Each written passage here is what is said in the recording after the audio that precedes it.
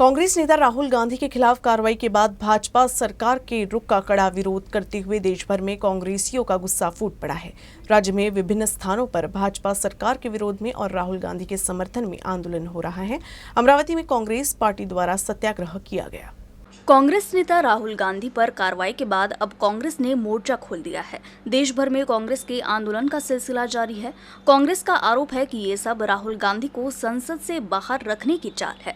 लोकतंत्र का गला घोंटने और जनता की आवाज दबाने की कोशिश को नाकाम करने के लिए कांग्रेसी देश भर में सड़कों पर उतर आए हैं। अमरावती में भी कांग्रेस नेताओं ने सत्याग्रह किया। इस दौरान विधायक यशोमती ठाकुर ने मोदी सरकार पर कई गंभीर आरोप लगाए। नाही, या देशामध्ये जी अरेरावी सुरू आहे ती असह्य होते आहे आता। आणि अदानी दास आणि गौतम दास सगळे त्यांचेच दास झालेले आहेत। कोणाला काय घेणं देणं नाही आहे। महागाई एवढी शिखरावर पोचलेली आहे आणि राहुलजी जर खरे बोलले लोकसभेमध्ये तर त्यांच्यावर ही बंदी आणून ठेवली। त्यांचं सदस्यत्व पद रद्द केलं। खरं काय केलं होतं, त्यांनी काय बोलले होते? ते एवढेच बोलले होते की हे नीरव मोदी, अजून कोणचे मोदी, हे सगळे असे कसे बाबा वागतात, देशाचा विचार का करत नाही। आणि हे बोलण्याचं स्वातंत्र्य पण या देशात नसेल आणि बोलण्याचं स्वातंत्र्य जर कोणी हिरावून घ्यायचं असेल, हिरावून टाकत असेल आणि ज्युडिशरी पण त्यांच्या हिशोबानं जर वागत असेल तर काय राहिलंय ते संविधानाचं? संविधान महत्त्वाचं आहे। ही दादागिरी कोणी सहन करणार नाही। आम्ही रस्त्यावर उतरलेलो आहेत। तुम्हाला काय करायचं आहे ते करा।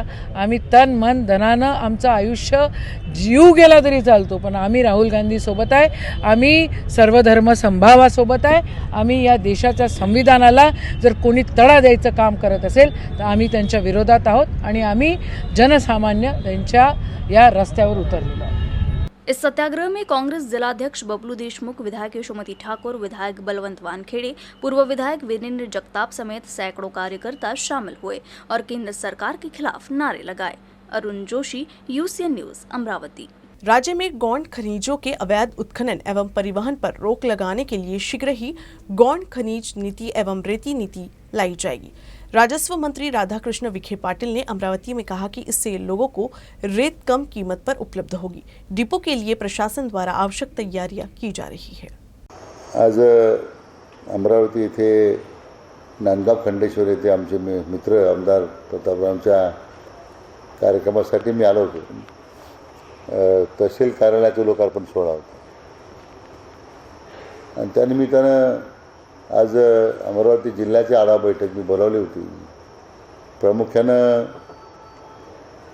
जे नवीन गौण खनिज धोरण आपण राज्यामध्ये आता घातलेलं आहे त्याचा एक आढावा घ्यायचा होता। त्याचबरोबर गायरान जमिनी संदर्भात जे सध्या मोठ्या प्रमाणात त्याची चर्चा होते त्याची सद्यस्थिती काय त्याचा एक आढावा आम्ही घेतला। आज मला वाटतं पशुसंवर्धन विभागाचा काही त्यामध्ये काही आढावा आपण त्याच्यामध्ये समावेश होता। असे काही सर्वसाधारण विशेष करून महाराजस्व अभियान अंतर्गत जे आपण आता मिशन मोडमध्ये गेलेलो आहोत की शेतरस्ते, पांधन रस्ते, शेतरस्ते ताबडतोबीने खुले करावेत त्याचा एक आढावा आम्ही घेतला। आज नंतर प्रलंबित जमिनीच्या मोजणीचे प्रकरणं जे आहेत त्याला कसं आपल्याला वेग देता येईल आणि ते लवकर पूर्ण काम कसं होईल या दृष्टीने तो एक आढावा आम्ही घेतला। आणि नुकत्याच झालेल्या अवकाळी पावसाचे पंचनामे किती झाले, पंचनामे झाल्याच्या नंतर मग त्याची सद्यस्थिती काय त्याचा एक आढावा आम्ही घेतला। खरं तर गौण खनिजच्या बाबतीमध्ये तर विधानसभेच्या अधिवेशनात मी जाहीर केलं होतं की आता यापुढच्या काळामध्ये वाळूची लिलाव आता बंद करण्यात आलेले आहे। आता सरकारी यंत्रणेकडून ती आता वाळूचे डेपो आपण तयार करणार आहोत आणि मिनिमम बेस प्राईस 600 रुपये आपण राशी ठेवलेली आहे आणि जो काही उत्खनन खर्च थोडा येईल आणि थेट नागरिकाला वाळू पोच करण्याचं काम शासनाच्या वतीने आपण करतो आहे। आज जे काळ्या बाजारामध्ये मोठ्या प्रमाणात मला लोक सांगत होते 10,000 12,000 रुपये प्रमाणे ते बाळू जाते. सरकारची माध्यमातून हा एक मोठा 1,000-1,200 रुपयापर्यंत थेट नागरिकाच्या घरापर्यंत वाळू जाईल असा आमचा प्रयत्न आहे. अमरावती शहर के राजापेट के पास पुल के नीचे महाराष्ट्र जीवन प्राधिकरण की पाइपलाइन फट जाने से हजारों लीटर पानी बर्बाद हो गया.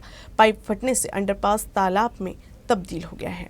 जब बहुत बारिश होती है तो राजापेट अंडरपास में पानी भरा हुआ दिखता है, लेकिन अमरावती में बिन बारिश के ही राजापेट अंडरपास में पूरा पानी भर गया.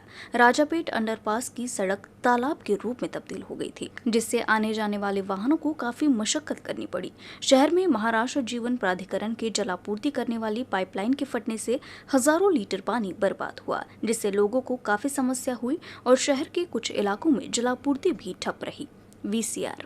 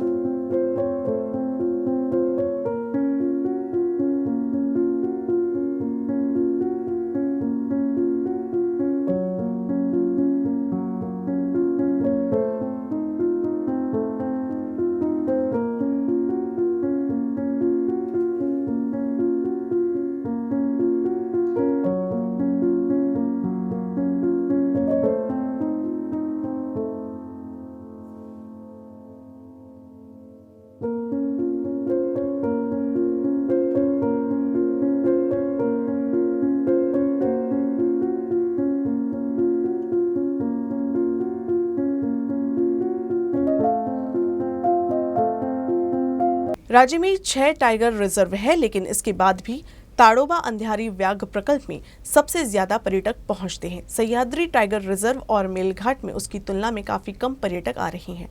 मेलघाट में बाघों की संख्या कम होने और घाटी वाले क्षेत्र होने से यहाँ पर्यटकों का रुझान कम है. गर्मी का मौसम शुरू होते ही पर्यटक जंगल सफारी की प्लानिंग बनाने लगते हैं. महाराष्ट्र में मेलघाट, ताडोबा, नवेगांव, नागझिरा, बोर, सह्याद्री, पेंच ये 6 टाइगर रिजर्व है. मेलघाट टाइगर रिजर्व इनमें सबसे बड़ा है, लेकिन मेलघाट में केवल 55 बाघ रहते हैं. वैसे पर्यटकों की संख्या की बात करें तो विदर्भ के पेंच, मेलघाट, बोर, नवेगांव नेशनल पार्क को पीछे छोड़ते हुए ताडोबा अंधारी पहले स्थान पर पहुंच गया है. ताडोबा में आने वाले पर्यटकों की संख्या लाखों में पहुंच चुकी है. वहीं बुल्ढाना जिले के टिपेश्वर अभयारण्य में जहां महज 10 बाघ है, तो भी टिपेश्वर पर्यटकों की संख्या के लिहाज से दूसरे स्थान पर है.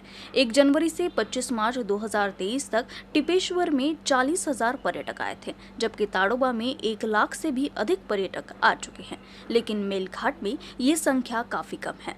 मेलघाट टाइगर रिजर्व की सीमा बहुत बड़ी है, जबकि इस टाइगर रिजर्व में एक मुख्य वन संरक्षक और 35 वन परिक्षेत्र है.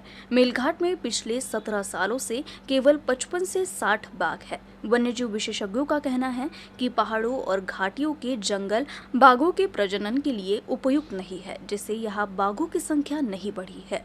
जबकि यहाँ बाघ नजर नहीं आने के कारण मेलघाट में साल में 20 से 25,000 पर्यटक ही आते हैं. अमरावती जिले के अंजनगांव सुरजी तहसील में ग्राम कारला गांव में एक परिवार ने अपनी रूढ़िवादी परंपरा को तोड़ते हुए समाज के सामने आदर्श स्थापित किया है. यहां एक बेटी की शादी में परिवार ने पुस्तक तुलाकर अपनी बेटी को दहेज न देते हुए वर वधू के वजन के अनुसार पुस्तक एक लाइब्रेरी को दान किया. शादी ब्याह में होने वाले बेहिसाब खर्च कई बार आर्थिक बोझ भी बन जाते हैं, इसलिए इन खर्च को नियंत्रित करने की भी बात कही जाती है. लेकिन कुछ ही लोग हैं जो इन खर्च को नियंत्रित करने के बारे में सोचते हैं. अंजनगांव सूजी तहसील के ग्राम कारला गांव के शिवदास दालू अपनी बेटी की शादी में दिखावे के नाम पर खर्च नहीं करते हुए समाज के लिए कुछ करने का निर्णय लिया और उन्होंने सावित्रीबाई फुले विद्यालय के पुस्तकालय में प्रतियोगी परीक्षा की तैयारी करने वाले विद्यार्थियों के लिए पुस्तक दान किया. खास बात तो ये है कि इसके लिए वर वधू का पुस्तक के साथ तुला भी किया गया. अमरावती जिले के मेलघाट स्थित अस्पताल में मरीजों को लाने के लिए स्वास्थ्य विभाग ने तांत्रिक की मदद लेने का फैसला किया है. मरीजों को अस्पताल रेफर करने पर इन तांत्रिकों को प्रति मरीज 100 रुपए का भुगतान भी किया जाएगा. मेलघाट के धारनी और चिकलदरा तहसील में कुपोषण पर स्वास्थ्य विभाग द्वारा हर साल करोड़ों रुपए खर्च किए जाते हैं। हालांकि कुपोषण मातृ और शिशु मृत्यु दर जस की तस है। 8 साल पहले प्रशासन ने मेलघाट में तांत्रिकों के सहारे आदिवासियों से इलाज के लिए अस्पताल आने की अपील की थी। हालांकि तांत्रिकों ने कोई प्रतिक्रिया नहीं दी क्योंकि उन्हें कोई वित्तीय मुआवजा नहीं मिल रहा था। लिहाजा मंगलवार से फिर धारनी और चिकलदरा तहसील में विशेषज्ञ चिकित्सकों ने उन्हें प्रशिक्षण देना शुरू कर दिया है। मेळघाटमध्ये अंदाजित 600च्या आसपास भूमिका आणि पर्याय आहेत जे सध्या कार्यरत आहेत। सध्या आरोग्य विभागाने एक मोहीम राबवण्यात येत आहे। पहिली गोष्ट की या लोकांचं प्रशिक्षण आम्ही घेत आहोत की जसं जूनमध्ये पाऊस चालू होतो आणि जर बालमृत्यूचं प्रमाण जर बघितलं तर पावसाळा जेव्हा चालू होतो जून ते नोव्हेंबर किंवा डिसेंबरपर्यंत इथे सगळ्यात जास्त बालमृत्यू होतात। आणि इथे काय होते की जेव्हा अर्ली रेफरल जे राहतात बाळाला किंवा माताला डायग्नोसिस केल्यानंतर पहिले रेफरल जे राहतात ते भूमकाकडे राहतात। तिथे 2 ते 3 दिवस किंवा 4 दिवस त्यांच्याकडे ते राहतात। तर या लोकांना ट्रेनिंग आपण घेत आहोत। याच्या ट्रेनिंगचे 3 उद्देश आहे आमची की ज्या होम डिलिव्हरीज आहेत त्या कमी व्हाव्या, बालमृत्यू कमी व्हावं आणि मातामृत्यूचा जो दर आहे तो सुद्धा आम्ही कमी व्हावं। या 3 उद्देशासाठी या लोकांचं आपण प्रशिक्षण किंवा त्यांचा साथ आपल्याला अपेक्षित आहे। ही मोहीम आम्ही 2 दिवस अगोदरच आम्हाला मान्यता मिळालेली आहे। 28ला धारणीमध्ये 2 ठिकाणी चोरणी आणि टेंभुरसोंडा या 2 ठिकाणी घेत आहोत। 29ला धारणीमध्ये 2 ठिकाणी आयोजित केलेलं आहे। 300 पार्टिसिपंट आपल्याला अपेक्षित आहे आणि याच्यामध्ये आपण माननीय मुखाच्या मार्गदर्शनाखाली व राज्यस्तराच्या मार्गदर्शनाखाली ज्या मार्गदर्शक सूचना आहेत याच्यानुसार आपण ते प्रशिक्षण आयोजित केलेलं आहे। अपेक्षा आहे की याच्यामधून मेळघाटसाठी सुदृढ मेळघाट अभियान किंवा मिशन 28 सारखे चांगले कार्यक्रम आपण राबवण्यात येऊ आणि याच्यातून एक चांगलं आउटपुट आपल्याला मिळेल अशी एक अपेक्षा आहे। संत गाडगे बाबा अमरावती विश्वविद्यालय ने सेना के शहीदों और आत्महत्या करने वाले किसानों के बच्चों का शिक्षा शुल्क माफ करने का फैसला किया है। अमरावती विश्वविद्यालय ने संत गाडगे बाबा के नाम को सही ठहराते हुए अमरावती विश्वविद्यालय ने सेना में शहीद हुए शहीदों के बच्चे, माता पिता को खोने वाले अनाथों और आत्महत्या करने वाले किसानों के बेटे बेटियों की फीस माफ कर अन्य विश्वविद्यालयों के लिए एक आदर्श स्थापित करने का निर्णय लिया है।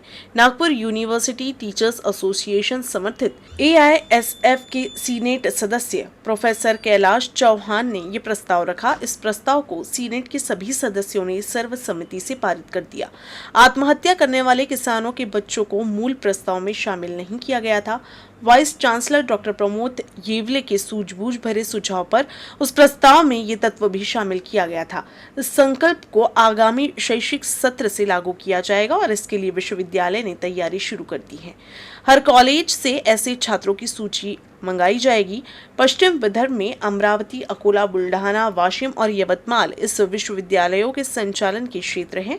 इस क्षेत्र में किसानों की आत्महत्या की दर बहुत अधिक है, इसीलिए विश्वविद्यालय ने किसानों के बच्चों को शैक्षिक सहायता प्रदान करने के लिए गाडगे बाबा के दशा सूत्र के सिद्धांतों में से एक को अपनाया है। इसके अलावा देश की रक्षा के लिए शहीद हुए जवानों के बच्चों के साथ साथ कोविड या अन्य कारणों से अपने माता पिता को खोने वाले बच्चों को भी ये छूट दी जाएगी। कुल मिलाकर इन बच्चों को अब शिक्षा से वंचित होने की कोई जरूरत नहीं है, बल्कि इससे उन्हें काफी फायदा होगा। अमरावती में नेहरू युवा केंद्र और मातोश्री विमलाबाई देशमुख कॉलेज के सहयोग से युवा उत्सव का आयोजन किया गया। इस युवा उत्सव का उद्घाटन विधायक सुलभ खोड़के ने किया। इस महोत्सव में विभिन्न प्रतियोगिताओं का आयोजन किया गया। कॉलेज जीवन में युवक युवतियों के जीवन को नई दिशा देने और उनमें निहित प्रतिभाओं को अवसर देने का सबसे अच्छा मंच युवा उत्सव है। भविष्य में क्या करना चाहते हैं, ये कार्यक्रम इसके लिए एक अवसर और दिशा है। उज्जवल भविष्य को साकार करने के लिए आत्मविश्वास और मन की एकाग्रता जरूरी है। आने वाले समय की जरूरत है कि छात्र विभिन्न सरकारी योजनाओं का लाभ उठाएं और कम से कम कौशल के माध्यम से स्वरोजगार लें। उसी तरह युवा उत्सव के शुभारंभ के अवसर पर विधायक सुलभा खोड़के ने श्रोताओं को संबोधित किया। नेहरू युवा केंद्र अमरावती और मातोश्री विमलाबाई देशमुख कॉलेज अमरावती द्वारा संयुक्त रूप से आयोजित युवा उत्सव कार्यक्रम में उद्घाटन वक्ता के रूप में बोल रही थी। इस दौरान विधायक सुलभाताई खोड़के ने चित्रकला प्रतियोगिता और आयोजन स्थल के हॉल का दौरा किया। युवा उत्सव कार्यक्रम के तहत अमरावती जिले के युवाओं और युवतियों के लिए चित्रकला प्रतियोगिता, भाषण प्रतियोगिता, मोबाइल फोटोग्राफी प्रतियोगिता, कविता लेखन प्रतियोगिता, समूह नृत्य प्रतियोगिता का आयोजन किया गया। इसी कड़ी में नेहरू युवा केंद्र की ओर से क्रियान्वित गतिविधियों एवं कार्यक्रमों की जानकारी देते हुए युवा उत्सव का आयोजन किया गया तथा देश निर्माण कार्य में युवाओं एवं युवतियों के लाभकारी योगदान को देखते हुए उनके सर्वांगीण विकास के लिए निरंतर प्रयासरत है। ये जानकारी नेहरू युवा केंद्र अमरावती के जिला युवा अधिकारी स्नेहल बासूदकर ने उपस्थितों को दी।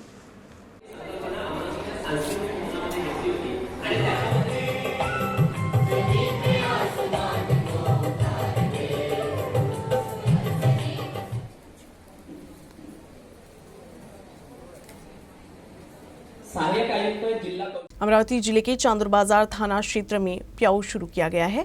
दिलीप सिंह ठाकुर की याद में ये प्याऊ मुंतजीर खान और ऑटो यूनियन द्वारा संयुक्त रूप से शुरू की गई है। गर्मी का प्रकोप बढ़ गया है और अब शरीर को सामान्य रखने के लिए अधिक पानी की आवश्यकता है। काम के लिए चिलचिलाती धूप में निकले प्यासे लोगों को पानी पिलाया जाएगा। गर्मी शुरू होते ही कई संस्थाएं और समूह मुफ्त पेयजल की धर्मार्थ गतिविधि शुरू कर देते हैं। पिछले साल की तरह इस साल भी चांदुर बाजार थाना क्षेत्र के दिलीप सिंह ठाकुर की याद में मुंतजीर खान और ऑटो रिक्शा संघ ने प्याऊ की शुरुआत की है। शहर के मुख्य मार्गों पर अब तक प्याऊ शुरू नहीं हुआ है। थाना क्षेत्र में पारंपरिक मिट्टी के मटके लिए गए हैं ताकि पैदल यात्रियों के साथ साथ मजदूरों, मेहनतकशों, फेरी वालों, राहगीरों, छात्र आदि अपनी प्यास बुझाने के लिए इस प्याऊ का सहारा ले। इस दौरान पत्रकार, सभी दलों और सभी जातियों और सभी धर्मों के नागरिक मौजूद थे। डिपो मॅनेजर साहेब, आमचे टिपूदादा अहिर साहेब, आणि आज आम्ही असा विचार केला की बाबा एस टी डेपोच्या समोर पानपोई ऑटो युनियनतर्फे पानपोई लावण्याची आमची इच्छा होती आणि त्यामध्ये आमचे जे काका आहेत स्वर्गीय दिलीपसिंग ठाकूर, ते 4 वर्षापासून पाणी वाटप करत होते। त्यांची डेट झाल्यामुळे म्हटलं त्यांच्या स्मृतिप्रित्यार्थ आम्ही इथं पानपोई लावू ऑटो युनियनतर्फे।